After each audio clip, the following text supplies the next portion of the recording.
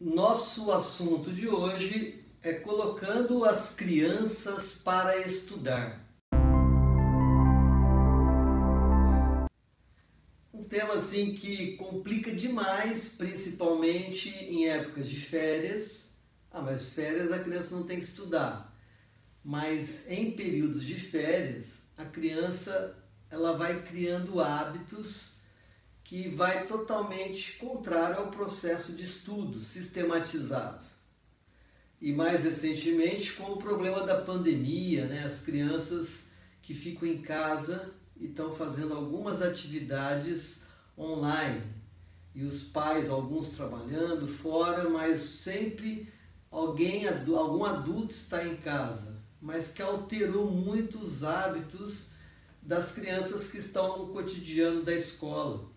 Porque a escola tem um período para entrar, tem um horário de entrar, de sair, e naquele período pais e mães fazem atividades diferenciadas também para poder ocupar melhor algumas responsabilidades. Enfim, o grande dilema hoje, principalmente em época de pandemia, que também dificulta em época de férias, é como eu faço para que a criança, meu filho, minha filha possam continuar o ritmo de estudo. Então aqui eu vou falar algumas coisas neste sentido para você primeiro ter este olhar sobre a importância do seu filho, da sua criança que está em casa, sobrinho, parentes, ou quem você cuida em casa, do hábito de estudar. Nós sabemos que nós, seres humanos, temos uma complexidade muito grande em relação a essa divisão entre o ser animal e o ser humano, Homo sapiens. Antes de sermos sapiens, nós somos animais. E como animais, a gente tem muita tendência de absorver hábitos. Eu faço muito uma comparação assim, que o animal, você pega um cachorro, por exemplo, ele é codificado para viver daquela forma. Um pássaro, por exemplo, uma águia, ela é codificada para viver daquela forma, geneticamente falando. O ser humano, ele tem uma codificação de necessidades, por exemplo, almoçar, jantar, tomar banho, são necessidades, são hábitos que você vai adquirindo por necessidades fisiológicas, Às vezes eu me pergunto, poxa, por que a gente tem que comer todo dia? Porque senão a gente passa fome, quer dizer, isso é o animal. Porém, o que comer e como comer já é o sujeito que escolhe. Outros animais não podem fazer isso, Nós podemos domesticar alguns animais e agora recentemente estão se tentando domesticar até serpentes, animais peçonhentos, umas coisas assim bastante interessantes que a gente vê aí, mas é domesticação. O seu filho, a sua filha, sua criança que já está em fase educacional, principalmente quando já entra primeiro ano, segundo ano, até o quinto ano, que é o primeiro ensino fundamental, o ensino fundamental 1, esse hábito ele vai sendo construído. Tanto é que você pega as primeiras séries, a criança ela estuda menos conteúdo, tem menos tarefa para casa, porque ela vai criando hábitos. Hábitos de estudar se faz através de tarefas de casa, por isso que a escola passa a tarefa para casa, para que a criança possa estudar. Senão ela vai ficar sem criar essa rotina do estudo, ela só vai à escola achando que aquilo basta.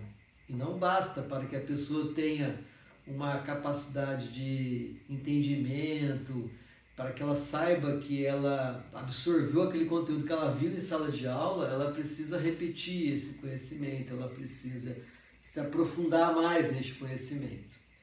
Então aqui nós temos que entender que o primeiro ponto para colocar a criança para os estudos é definir os hábitos da criança, mas tanto os hábitos fisiológicos como os hábitos de estudo.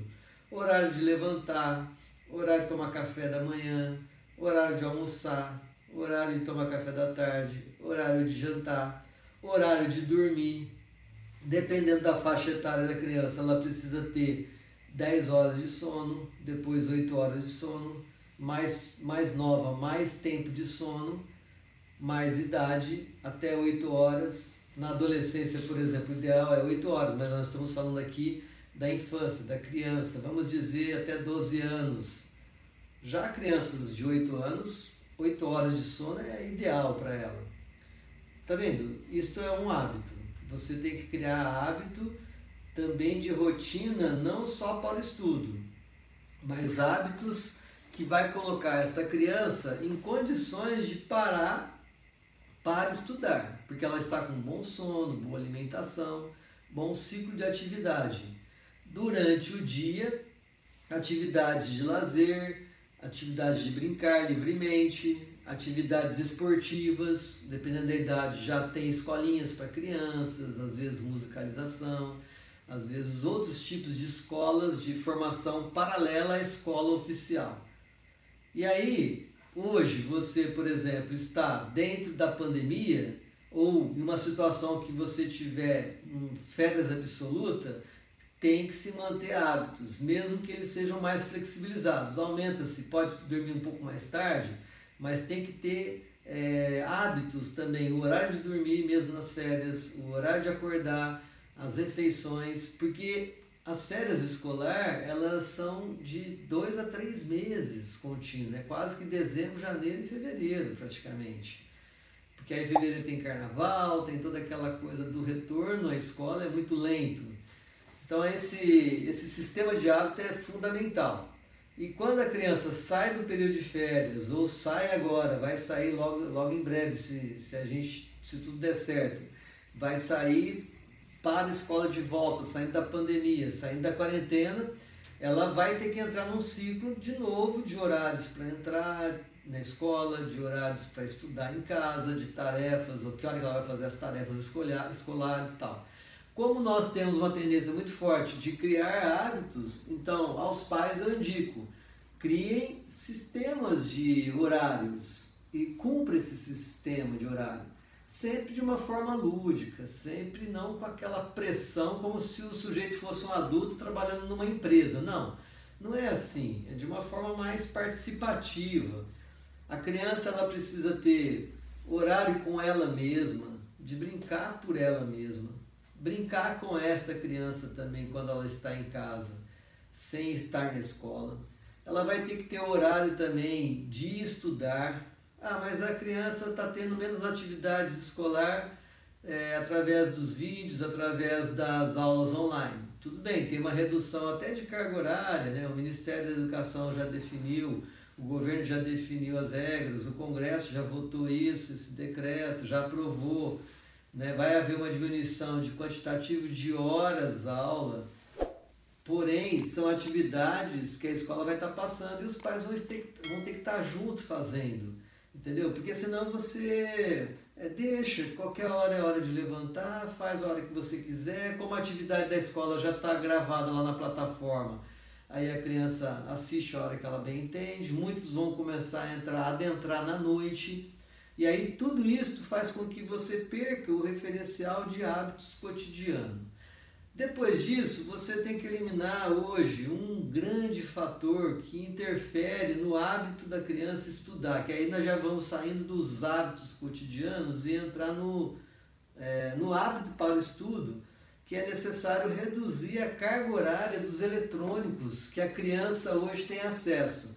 Eu coloco eletrônicos ou a questão digital, tablet, smartphone, né, o celular, a TV, você tem também o computador, né? Então assim, às vezes tem mãe, tem pai que delimita, não, você só vai poder jogar no computador 2 horas no dia. Aí ele termina de jogar, vai para a televisão, mais 2 horas.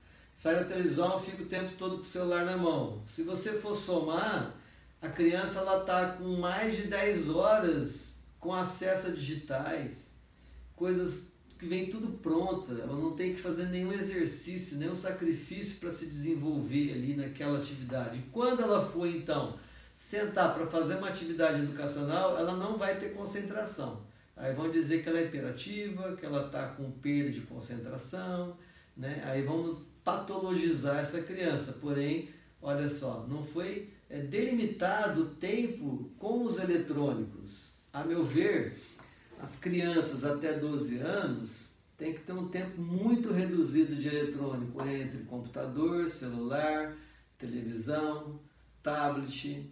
Por quê? Porque isso faz com que ela desfoque a necessidade de conhecer as coisas através do estudo.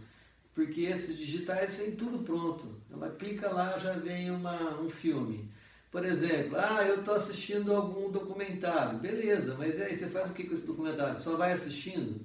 Quem assiste muito documentário, muito filme, muita informação via eletrônicos, entra por um ouvido e sai pelo outro. A pessoa tem que fazer atividades para poder perceber o conhecimento.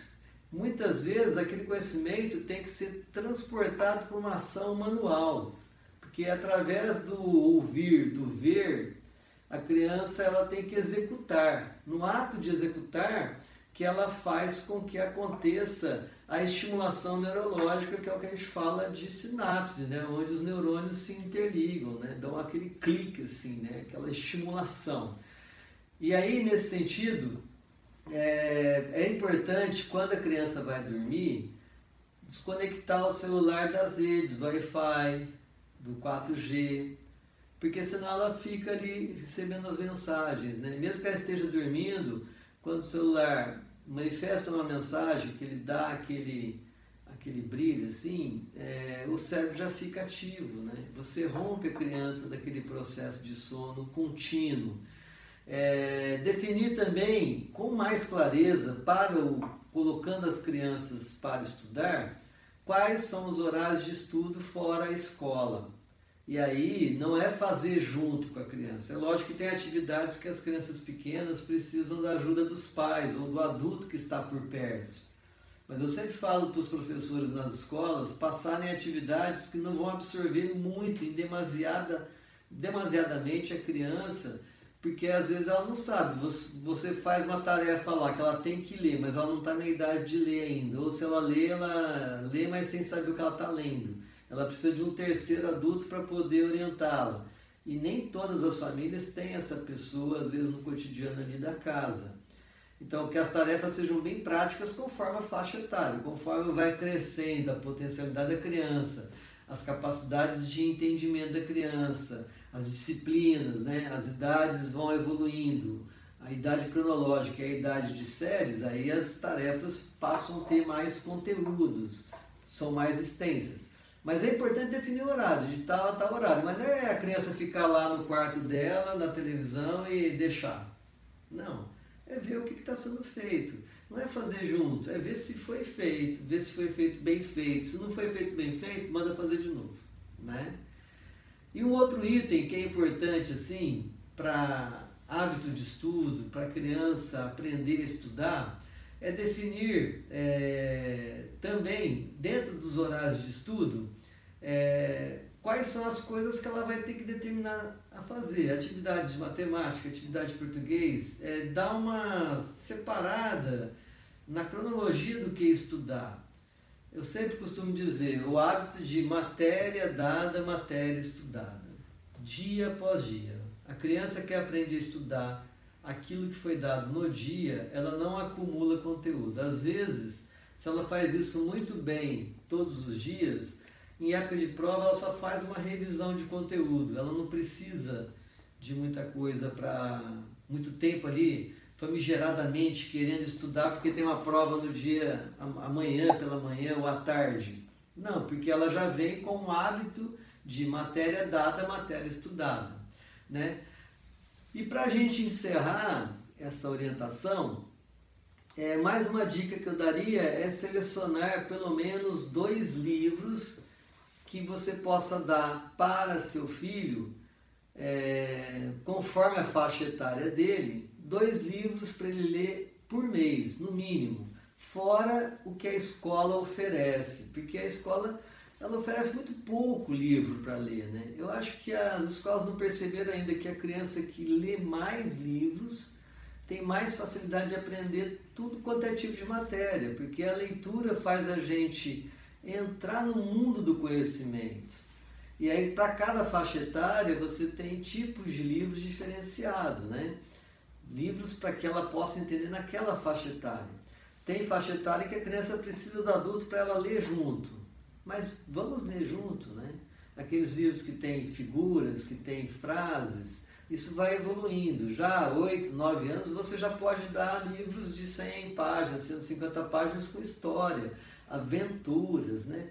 Enfim, se você durante 12 meses no ano entregar ao seu filho 2 livros, fora o que a escola oferece, que a escola costuma oferecer 3 livros por ano para fazer prova de livro, alguma coisa assim, você vai ter 24 livros lidos. A criança vai ter 24 livros lidos por ano, que é quase a média de leitura da população francesa. E no Brasil a média de leitura anual é de 2,4 livros por ano. Olha quanta coisa que essa criança vai estar avançando na capacidade de entender o mundo, de ler, de interpretar. Quantas coisas que a criança não consegue entender na matemática porque é puro processo interpretativo e que uma boa leitura, uma boa literatura pode favorecer. Então essa seleção de livros é muito importante, né? Para que também essa criança vai adquirindo hábitos de ler. E por fim, você, pai, mãe ou adulto que cuida de crianças, está estudando? Continua colocando alguma ênfase nos seus estudos pessoais? Mesmo que você já não estuda mais, mesmo que você não tenha nível superior, mesmo que você parou de estudar até no primário, mas você tem lido alguma coisa, você tem buscado informação? Na sua casa você está assinando revista, tem jornal, tem livros, você está lendo o quê? Porque também a gente sabe que a criança espelha muito. Se a criança ela tem uma referência do adulto de leitura, ela vai conseguir também ter mais estímulos para a leitura, né? Então, nesse tempo que nós estamos vivendo, sem a presença física na escola, é importante fazer com que o dia a dia da criança seja um dia a dia com hábitos de rotina, como se ela estivesse no período de escola, indo para a escola. E tomar cuidado com os finais de semana para não perder todos os hábitos construídos durante a semana. Porque ao final de semana tudo pode, libera tudo, e tudo que a criança aprendeu durante a semana e todas as rotinas que ela foi criando durante toda a semana, ela desfaz no final de semana. Aí, para recuperar de novo, aí lá pela segunda, terça, quarta-feira ela está voltando no ritmo de novo. Olha só como que quebra-se o ciclo. Enfim, colocando as crianças para estudar requer todos esses procedimentos que eu estou colocando aqui e muito mais. Mas eu agradeço a sua atenção e espero que esse tema possa te clarear e te ajudar para estimular seu filho ao ato de estudar. Um abraço, até o nosso próximo tema.